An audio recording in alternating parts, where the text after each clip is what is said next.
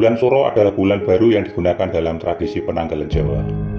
Di samping itu, bagi masyarakat Jawa adalah realitas pengalaman gaib bahwa dalam jagat makhluk halus pun mengikuti sistem penanggalan sedemikian rupa. Sehingga bulan Suro juga merupakan bulan baru yang berlaku di jagat gaib. Alam gaib yang dimaksud adalah jagat makhluk halus, yaitu jin, setan, hantu, siluman, binatang gaib, dan lain sebagainya. Tetapi dalam berinteraksi antara jagat leluhur dan jagat makhluk halus di satu sisi dengan jagat manusia di sisi lain, selalu menggunakan penghitungan waktu penanggalan Jawa. Misalnya malam Jumat Kliwon.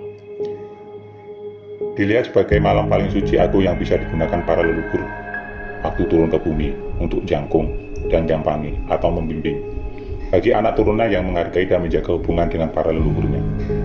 Demikian pula dengan bulan Suro juga merupakan bulan paling sakral bagi jagat makhluk halus.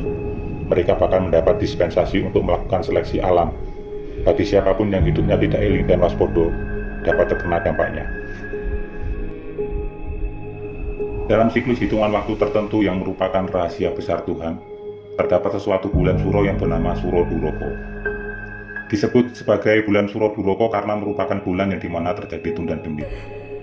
Apa itu tundan demit?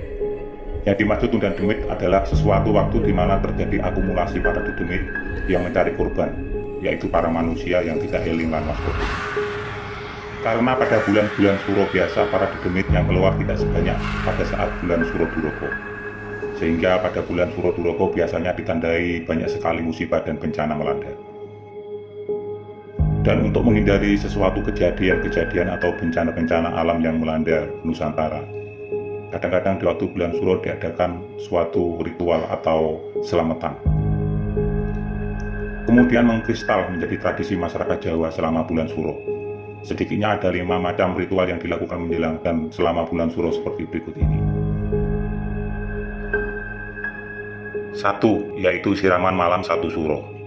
Mandi besar dengan menggunakan air serta dicampur kembang setaman sebagai bentuk sembah rogo atau syariat, dengan tujuan mensucikan badan sebagai acara seremonial, bertanda dimulainya tirakat sepanjang bulan Suro, antara lain lebih ketat dan menjaga serta mensucikan hati, pikiran, serta menjaga panca indera dari hal-hal yang negatif. Pada saat dilakukan siraman, diharuskan sambil berdoa memohon keselamatan kepada Tuhan Yang Maha Esa, agar senantiasa menjaga kita dari segala bencana, musibah, kecelakaan. Doanya dalam satu fokus, yakni memohon keselamatan diri dan keluarga, serta kerabat handai tolang. Doa tersirat dalam setiap langkah ritual mandi. Misalnya, mengguyur badan dari ujung kepala hingga sekujur badan sebanyak 3 kali siraman.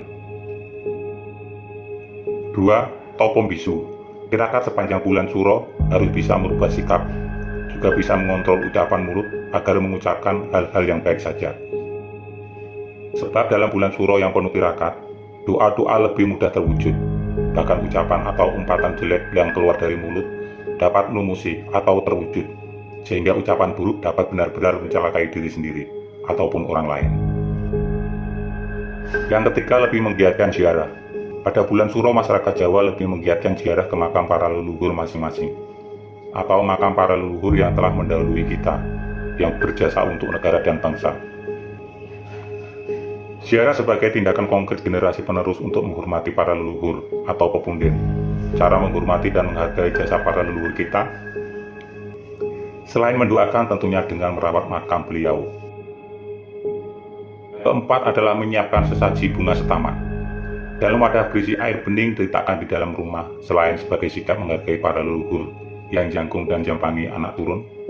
Ritual ini penuh dengan makna yang dilambangkan dalam ubo rampe, yaitu bunga mawar, mawar putih, melati, kantil, kenongo. Masing-masing punya memiliki makna doa-doa agung kepada Tuhan Yang Maha Esa yang tersirat di dalamnya. Yang kelima adalah jamasan pusaka. Tradisi ini dilakukan dalam rangka merawat atau memetri warisan dan kenang-kenangan dari para leluhurnya.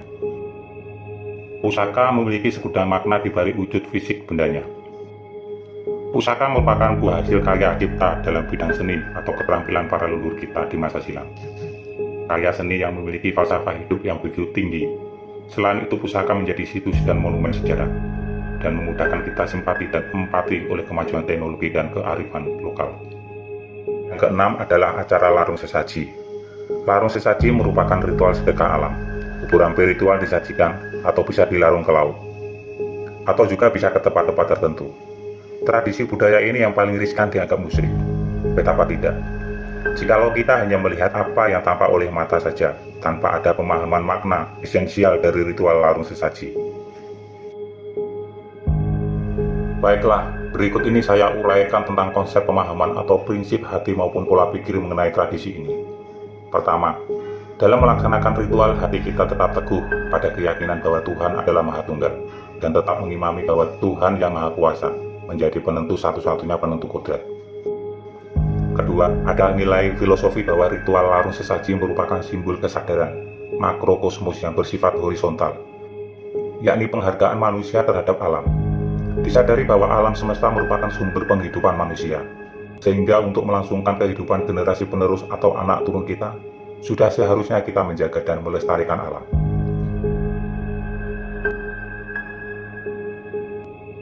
Itulah sekelumit kisah tentang misteri di balik bulan Suro. Bagi Anda yang suka sejarah dan budaya Nusantara, mohon subscribe channel ini. Sekian dan terima kasih.